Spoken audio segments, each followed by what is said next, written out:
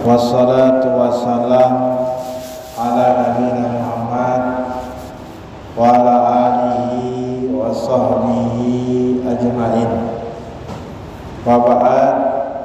Alhamdulillah, kita bersyukur atas segala nikmat yang Allah Subhanahu wa ta'ala berikan kepada kita, sehingga pada malam hari ini Allah Subhanahu wa ta'ala masih mengumpulkan kita di masjid yang kita cintai ini dalam rangka pengajian rutin kita setiap hari Sabtu malam Ahad. Kita mohon kepada Allah Subhanahu wa ta'ala agar Allah Subhanahu wa ta'ala senantiasa terus memberikan inayah dan taufiknya kepada kita semuanya.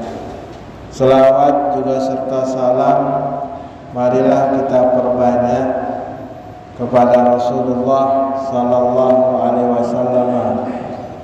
Allahumma sholli wa sallim ala nabiyina Muhammad. Karena dengan banyak kita berselawat kepada Nabi sallallahu alaihi wasallam,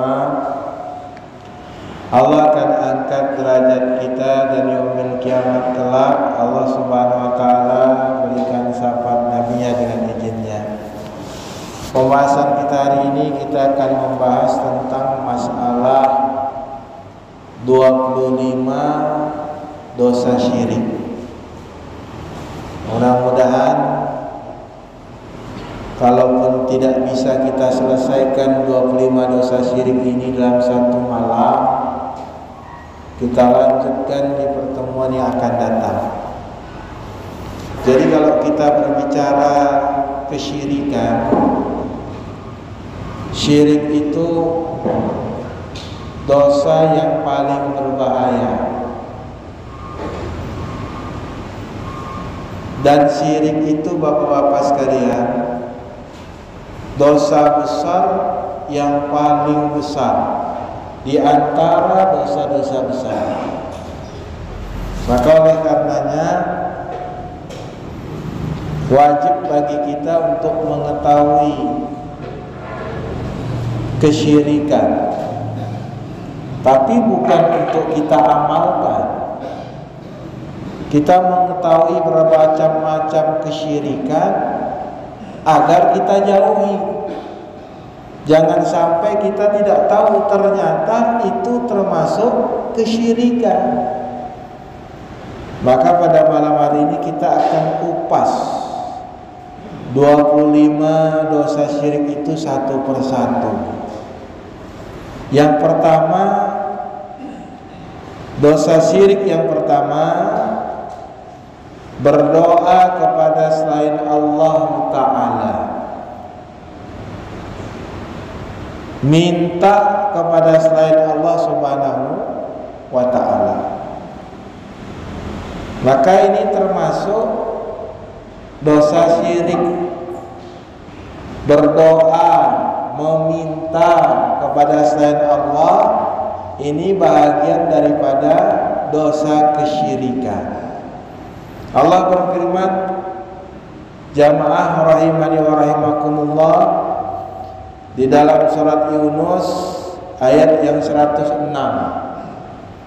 Kata Allah Subhanahu wa taala, wa la tad'u min dunillahi ma la yanfa'uka wa la yadurruka fa in fa'alta fa innaka idzan minadh dhalimin.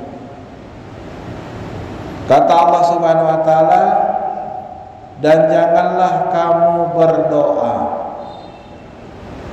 meminta kepada selain Allah ma la yanfa'uka, yang selain Allah ini tidak bisa memberikan manfaat kepadamu, wala yadurruka, dan tidak pula selain Allah yang kau minta ini, yang kau berdoa kepadanya ini tidak bisa memberikan mudarat kepadamu. Fa in fa'alta, kata Allah, Kalau engkau tetap melakukannya, fa innaka idzan minadz zalimin, maka engkau termasuk orang-orang yang zalim. Allah katakan demikian dalam surah Yunus. Jadi zalim yang paling besar adalah berbuat syirik kepada Allah. Mencuri zalim juga. Durhaka kepada orang tua juga zalim. Meninggalkan salat juga zalim. Tapi zalim yang paling besar di antara kezaliman itu adalah kesyirikan. Ya, jadi kita termasuk orang yang zalim. Orang yang berbuat syirik itu termasuk orang yang berbuat zalim. Kenapa jamaah rahimani wa rahimakumullah berdoa kepada selain Allah termasuk berbuat dosa kesyirikan? Jawabnya adalah karena doa itu adalah ibadah yang paling agung. Kalau kita meminta kepada Allah Subhanahu wa taala, kalau kita berdoa kepada Allah Subhanahu wa taala, itu ibadah yang paling agung. Dari sekian banyak ibadah yang kita lakukan, berdoa itu termasuk ibadah yang paling agung. Makanya Bapak-bapak sekalian, Rasul sallallahu alaihi wasallam bersabda dalam hadis yang sahih, dalam riwayat Imam Abu Dawud, Tirmizi dan Turmuji, sama ini. Tirmizi, Turmuji sama. Dari seorang sahabat yang bernama Nu'man ibn Bashir, di dalam Sunan Tirmizi dan hadisnya sahih. Apa kata Nabi sallallahu alaihi wasallam? Nabi mengatakan ad-du'a wal ibadah. Doa itu adalah ibadah. Jadi minta kepada Allah itu termasuk ibadah. Kalau kita tidak pernah berdoa dan minta kepada Allah, sombong kita. Kalau kita tidak pernah merasa butuh dengan Allah Subhanahu wa taala, kita merasa diri kita sanggup sehingga kita tidak mau meminta kepada Allah, maka kita itu termasuk hamba yang sombong. Ya. Kemudian Nabi sallallahu alaihi wasallam ketika dia mengatakan doa itu adalah ibadah, Nabi sallallahu alaihi wasallam membacakan firman Allah dalam Al-Qur'an. Qala rabbukum ud'uni. Kata Allah Subhanahu wa taala, Rabb kalian itu ud'uni. Kata Allah Subhanahu wa taala, mintalah kalian kepada Rabb kalian. Astajib lakum, maka kata Allah akan aku kabulkan apa yang kalian minta tadi. Innal ladzina yastakbiruna an ibadati, sesungguhnya mereka-mereka yang sombong dari beribadah kepadaku, sayadkhulul jahannama dakhirin, maka dia akan masuk ke dalam tempat neraka jahanam yang menghinakan. Jadi bapak-bapak sekalian, ini perlu kita luruskan. Karena sebagian orang mengatakan kalau enggak mengangkat tangan itu enggak berdoa. Ini mesti kita luruskan, Pak. Bahwa doa itu tidak selalu identik dengan mengangkat tangan. Ya, doa itu enggak selalu identik dengan mengangkat tangan. Enggak mengangkat tangan pun kita bisa berdoa kepada Allah Subhanahu wa taala. Maka Nabi sallallahu alaihi wasallam kadang-kadang itu Nabi berdoa tidak mengangkat tangan. Misalnya Nabi ketika selesai salat fardu, Nabi tidak pernah mengangkat tangan dalam riwayat apapun. Karena sekecil apapun perkara itu kalau disyariatkan pasti ada di dalam hadis-hadis yang sahih. Sampai nama kuda Nabi pun dikasih tahu kok. nama kuda Nabi ini. Apalagi masalah doa, masalah ibadah, tidak mungkin terluput dari Nabi SAW memberikan kepada kita pengetahuannya. Makanya kata Nabi SAW, tidaklah satu kebaikan melainkan aku telah sampaikan kepada kalian ilmunya, dan tidaklah satu kejelekan melainkan telah aku berikan peringatan atas diri kalian. Jadi Nabi SAW itu tidak terluput sedikit pun dalam perkara-perkara ibadah kecuali telah disampaikan kepada umatnya. Jamaah rahimani rahimakumullah, kita ini sering, karena kita habis sholat berjamaah itu tidak pernah berdoa, mengangkat tangan. Bukan nggak pernah berdoa, kita berdoa tapi tidak mengangkat tangan. Ya, bukan nggak berdoa, tapi kita berdoa tidak mengangkat tangan. Banyak Nabi SAW itu berdoa mengangkat tangan ketika salat istiqomah, ketika di kuburan. Dalam Imam Muslim, Nabi mengangkat tangan berdoa untuk penghuni kubur. Dan di waktu-waktu Nabi mengangkat tangan, ya kita mengangkat tangan. Dan di waktu-waktu Nabi tidak mengangkat tangan, ya kita tidak mengangkat tangan. Contohnya Pak, kata Nabi SAW, berdoalah sebanyak-banyaknya ketika sujud. Doa ketika sujud. Padahal berdoa ketika sujud tidak mungkin mengangkat tangan.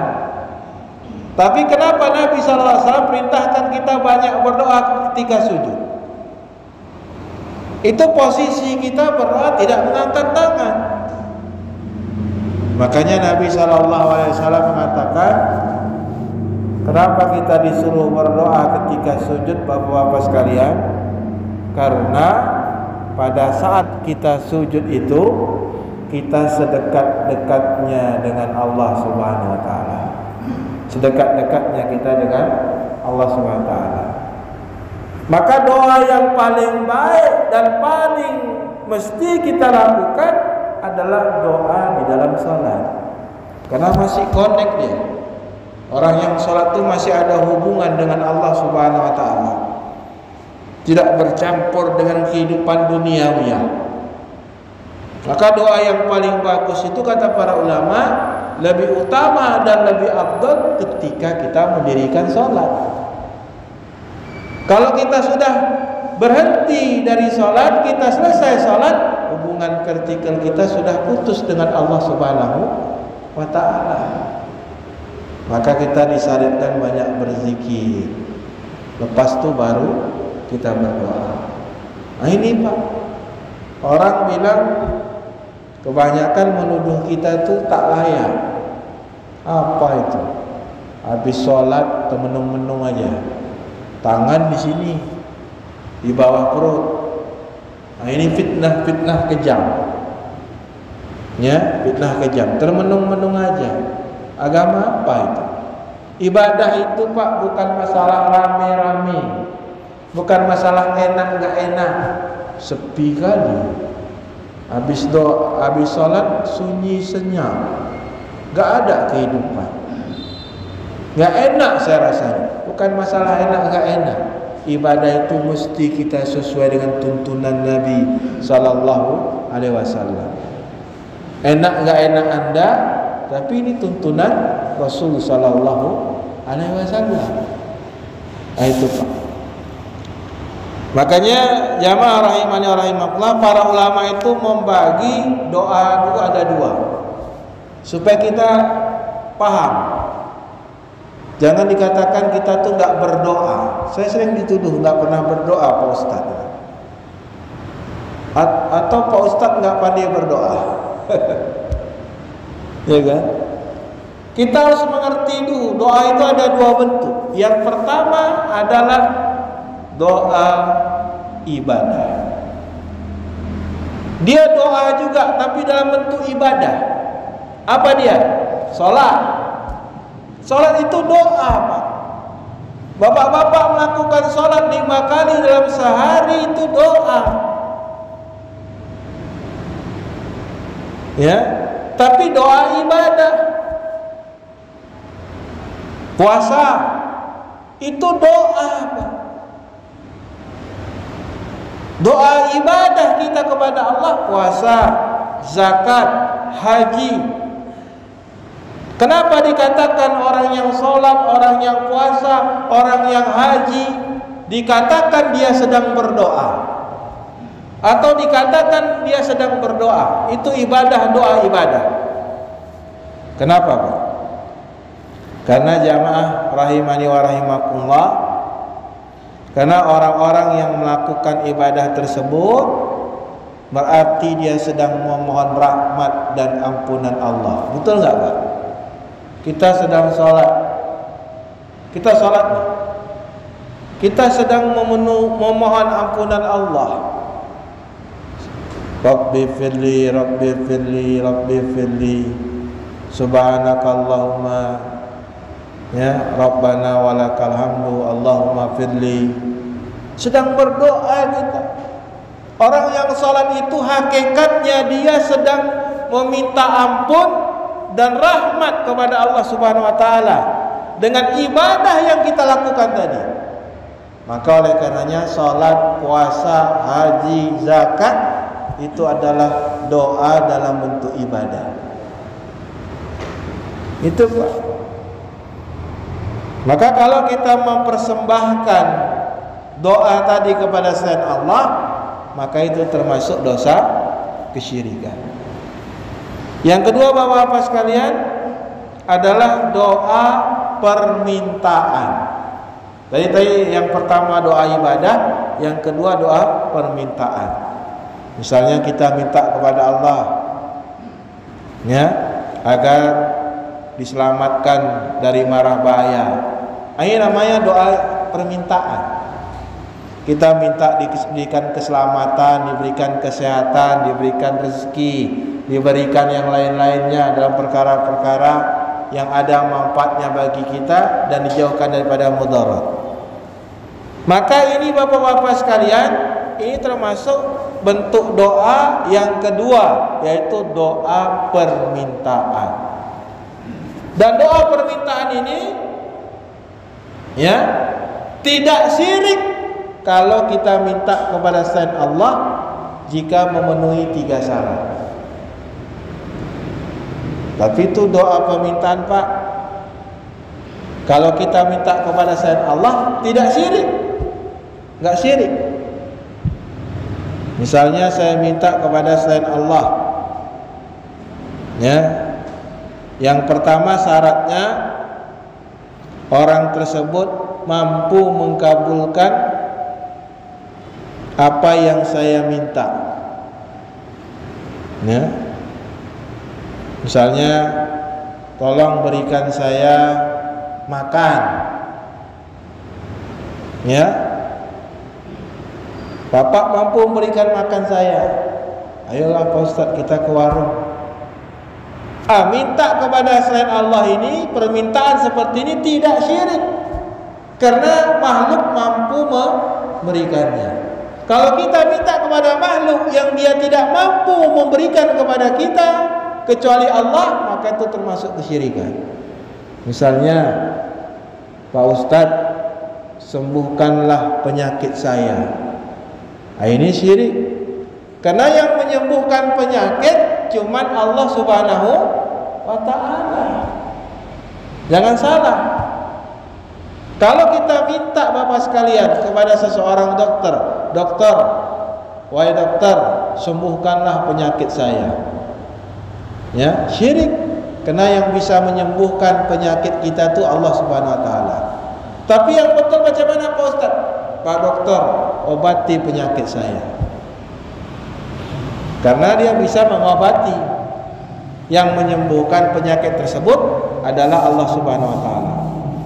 Yang kedua Bapak sekalian, kalau kita minta kepada selain Allah doa permintaan tidak syirik kalau orang yang kita minta itu masih hidup, masih ada dia. Ya, ada dia hidup, masih hidup, belum mati dia.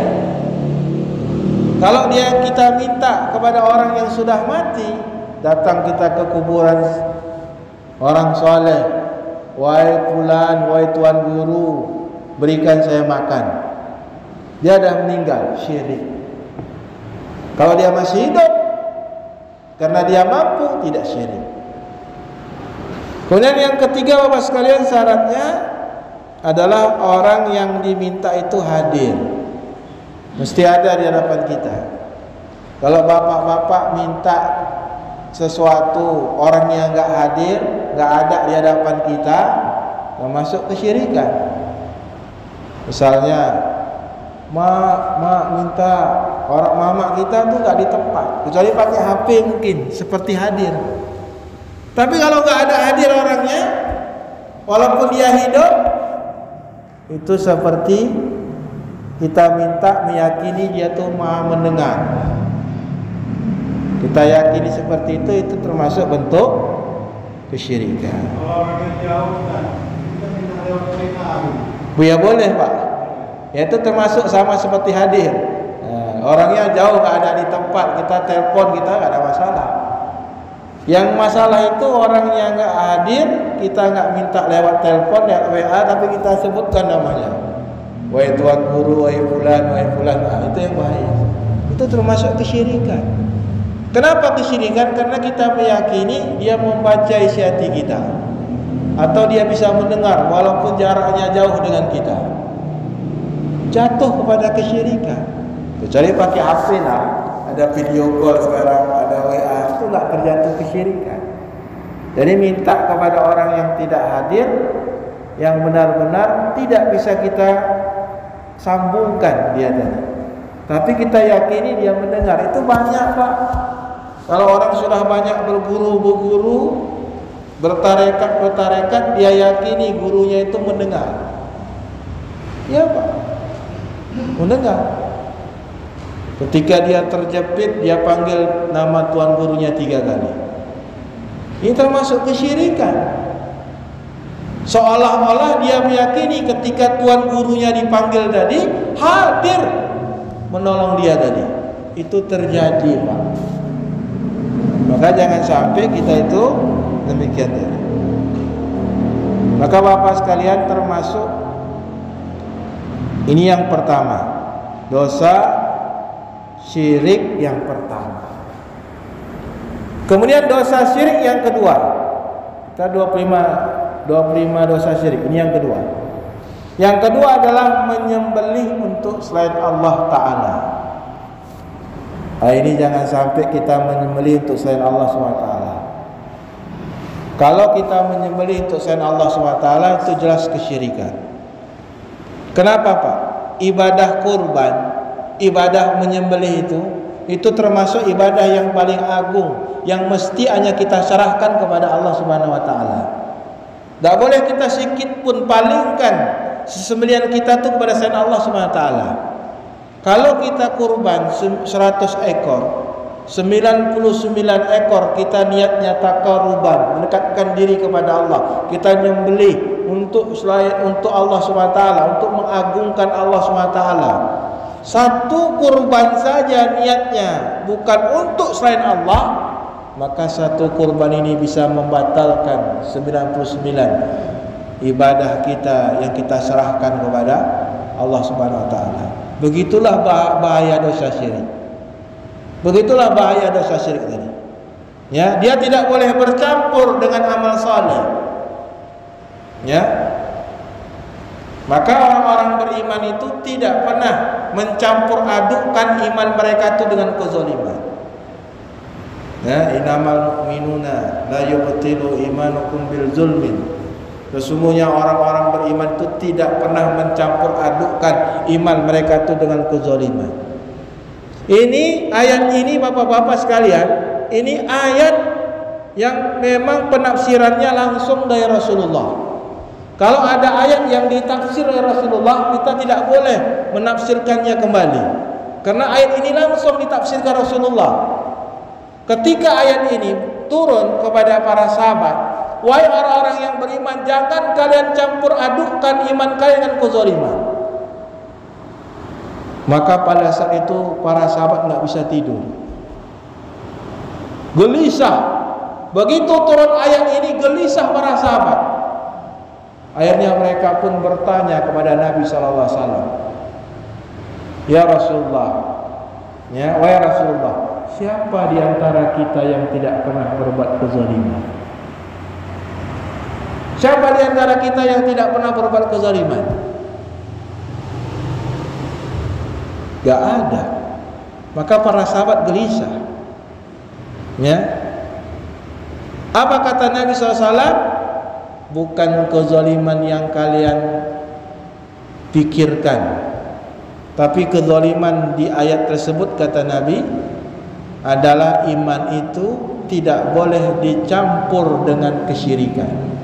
Jadi zalim di situ ditafsirkan dengan kesyirikan. Nabi yang langsung menafsirkannya. Kemudian Nabi mengatakan, tidaklah kalian ingat ketika Luqman berkata kepada anaknya, ya bunayya la tusyrik billah inna syirka la zulmul azim. Wahai anakku, janganlah engkau berbuat syirik, sesungguhnya kesyirikan itu kezaliman yang besar. Nah, ini ayat ini kalau sudah ditafsirkan oleh Nabi, kita tidak boleh tafsirkan lagi, Pak. Maka ada ayat-ayat yang langsung ditafsirkan oleh Nabi SAW. Maka dalam kitab Sahih Bukhari, Sahih Muslim itu ada kitab tafsir. Jadi jangan sembarangan kita menafsirkan itu. Pernah saya jumpa ada seorang dai, ustaz. Jadi berceramahlah dia. Saya dengar ceramahnya ba'da asar saat itu. Dia bilang, kita beriman tidak boleh mencampur adukkan iman kita dengan kezaliman. Kalau kita sholat tapi kita juga buat maksiat, maka maksiat kita ini menghancurkan pahala sholat kita tadi, ya kan? Jadi tidak ada gunanya. Nah, lalu setelah selesai tadi saya datangi, Pak Ustadz, maaf, itu ayat sudah ditafsirkan Rasulullah. Jangan Pak Ustadz menafsirkannya kemana-mana. Ya, kalau seperti itu nanti umat berputus asa. Pokoknya kalau kita buat baik, selama kita nggak buat kezaliman, habislah amalan kita tadi. Kalau amalan selain kesyirikan, dia ditimbang. Bapak buat amalan kebaikan, bapak buat amalan kejelekan, di yaumil kiamat Allah timbang.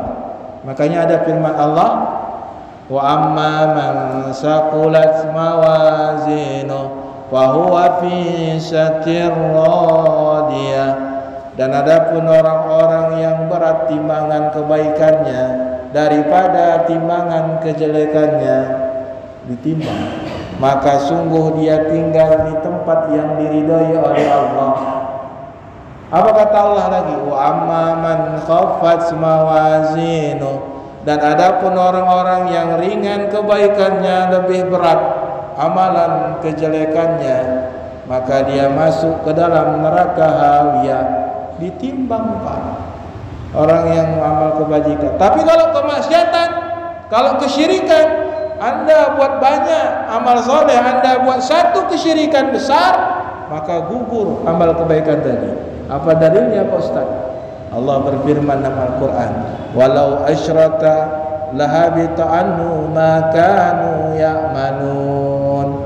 Kata Allah, ya Muhammad, kalau seandainya kau buat syirik, maka gugurlah seluruh amalanmu yang kau lakukan. Gak ada timbangan lagi. Maka jangan salah kita menafsirkan firman Allah itu, Pak. Berat timbangannya nanti sisi Allah SWT. Selama dia bukan dosa kesyirikan, Allah Maha Adil. Tapi kalau kita buat dosa kesyirikan, habis. Tak bermanfaatlah umroh kita, tak bermanfaatlah haji kita.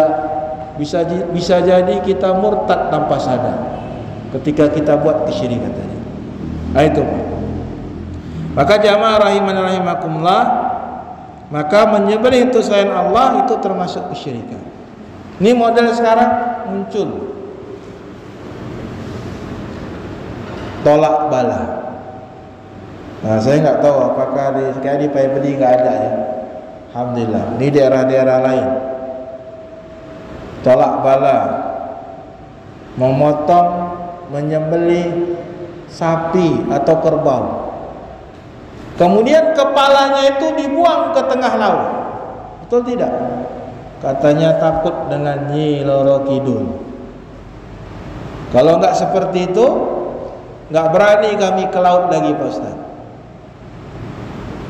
Nah, ini Bapak-bapak sekalian, walaupun dia menyembelihnya dengan mengucapkan bismillah, tapi tujuannya karena takut daripada jin, takut dengan penghuni laut, bukan karena Allah, untuk mengagungkan penghuni laut, untuk dia ya mengagungkan para jin tersebut, bukan pengagung kepada Allah. Walaupun dia mengucapkan bismillah, itu syirik akbar. Itu saya bilang, dan nggak munasib ya kita sekarang nyembelih buat makanan, buat sembelihan daging, kita taruh di tempat-tempat tertentu yang kita yakini di situ ada jin-jinnya, penunggunya. Di pohon yang besar kita taruh, nggak munasib ya. Untuk apa kita taruh itu sesembahan tadi di tempat-tempat tertentu? Taruh kepala sini, taruh daging sini, taruh badan sini, taruh ini sini, nggak munasib. Karena untuk menolak jin itu bukan dengan demikian. Menolak jin itu kita baca ayat-ayat Allah, kita berzikir, kita berdoa, bukan dengan menaruh-naruh makanan, apalagi kepala-kepala tertentu di tempat tersebut tadi. Nggak munasib. Nah, ini masih banyak dilakukan. Ini termasuk syirik akbar. Ya, tapi kalau tujuannya dia nyembelih, bismillah. Saya menyembelih Pak Ustaz, memang tujuannya untuk mengagungkan Allah, tujuannya taqarruban. Ya, di balik itu saya berharap supaya jin-jin itu nggak ada lagi. Ini dia nggak syirik akbar, tapi dia syirik kecil. Syirik kecil dia. Karena dia masih menyembelih, mengagungkan Allah, tujuannya untuk Allah Subhanahu wa taala, untuk taqarruban, mendekatkan diri kepada Allah. Tapi dia di balik itu tujuannya adalah untuk menolak gangguan jin. Ya, masuk kepada dosa syirik, tapi dosa syirik kecil. Karena dia takut dengan selain Allah Subhanahu wa taala. Nah, itu ada juga. Ada orang menyembelih misalnya ayam untuk tamu. Ini Pak Ustaz, ada tamu saya dari kampung datang, ada pula ayam saya 2 ekor tuh, saya potonglah bismillah untuk mengagungkan tamu, muliakan tamu. Hukumnya boleh, ya kan? Ada acara untuk kita sedekahkan Pak Ustaz, ayam ini tadi kita sembelih, kita masak, kita sedekahkan untuk tamu-tamu saya, untuk orang yang datang, boleh. Tapi kalau kita sembelih, kita niatkan untuk mengagungkan Syekh Fulan, untuk mengagungkan hari-hari tertentu, maka jatuh dia kepada kesyirikan. Tak boleh. Jawab rahimahullah, nyai benar kata Allah SWT, fasholli li rabbika wanhar. Dirikanlah salat untuk Rabbmu dan berkurbanlah. Berkurban. Dan Nabi SAW mengatakan dalam hadis yang sahih, la'anallahu man dzaba li ghairillah wa la'anallahu man awa muhdisan wa la'anallahu man la'ana walidayhi wa la'anallahu min ghairi manam. Allah melaknat orang yang menyembelih untuk selain Allah. Tujuannya bukan untuk Allah, memang untuk penghuni jin, untuk penghuni laut. Allah laknat. Wala Allah man awa muhdisan, dan Allah melaknat orang yang melindungi pelaku dosa. Jadi orang pelaku dosa itu tak boleh kita lindungi, Pak. Namun jangan pula kita melampaui batas. Ada begal, kita tangkap, kita bakar, kita bunuh, itu melampaui batas, Pak. haram hukumnya. Kita akan dihisab dengan apa yang kita lakukan. Karena begal itu enggak boleh dibunuh dan enggak boleh dibakar dia. Siapa yang berhak menghukumi dia? Pemerintah, sultan. Ditangkap, diserahkan. Jangan main hakim sendiri. Nanti di yaumil kiamat kita kena, Pak. Dan dia akan bertanya kepada kita, kenapa kau bunuh aku dulu? Kenapa kau bakar aku dulu? Dia akan minta kisos kepada kita. Karena pencuri, maling dan sebagainya itu tidak sampai hukumannya harus dibunuh, Pak. Kalau perampok masuk ke rumah kita, pencuri masuk ke rumah kita, kata Imam Ahmad dalam kitab usul sunnah, kita hanya niat untuk membela diri. Kalau kita niat membunuh, ketika kita bunuh dia atau kita yang terbunuh, dua-dua kita masuk neraka. Kenapa? Karena berlaku hadis al-qatilul wal maqtul wa huma finnar. Kata Nabi, yang membunuh dan yang dibunuh masuk ke dalam neraka. Sahabat tanya, yang dibunuh kok masuk neraka ya Rasulullah?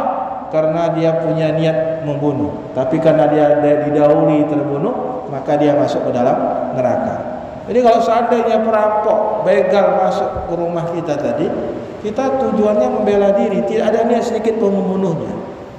Kalau dia terbunuh di tangan kita, ya kan? Terbunuh di tangan kita, kita tidak berdosa karena kita tidak pernah niat membunuhnya. Tapi kalau kita yang terbunuh karena kita berniat membela diri, membela harta, keluarga kita dan sebagainya, maka kita syahid. Karena kata Nabi, man kutila duna mali wa irdihi wa huwa syahid. Barang siapa yang terbunuh karena membela kehormatan dirinya, kehormatan keluarganya, membela hartanya, fa huwa syahid, maka dia syahid. Nah itu, Pak. Jadi jangan sampai kita tuh main hakim sendiri. Kita ngeri kali lihat apa sekarang di media sosial tuh, ada tangannya udah putus, kakinya putus ya. Zalim kali kita, Pak. Walaupun dia mencuri, walaupun dia kejam, dia berbuat kejam dan seperti itu, jangan kita balas dengan kekejaman. Kita ada ketentuan syariatnya, ya, sampai dia nggak bisa sedih lah. Itu akan dituntut orang-orang yang demikian tadi. Maka ini saja mungkin yang bisa saya sampaikan, insyaallah taala. InsyaAllah di pertemuan akan datang kita lanjut nih 25 dosa syirik. InsyaAllah kita bahas besok, 2 minggu akan datang, tentang bernazar kepada selain Allah. Banyak orang yang bernazar bukan untuk Allah, dia bernazar kepada selain Allah SWT. Ini saja saya sampaikan. Kita tutup dengan doa kafaratul majlis. Subhanakallah bihamdika asyhadu an la ilaha illa anta astaghfiruka wa atubu ilaik. Akhiru da'wana alhamdulillahil alamin. Assalamualaikum warahmatullahi wabarakatuh.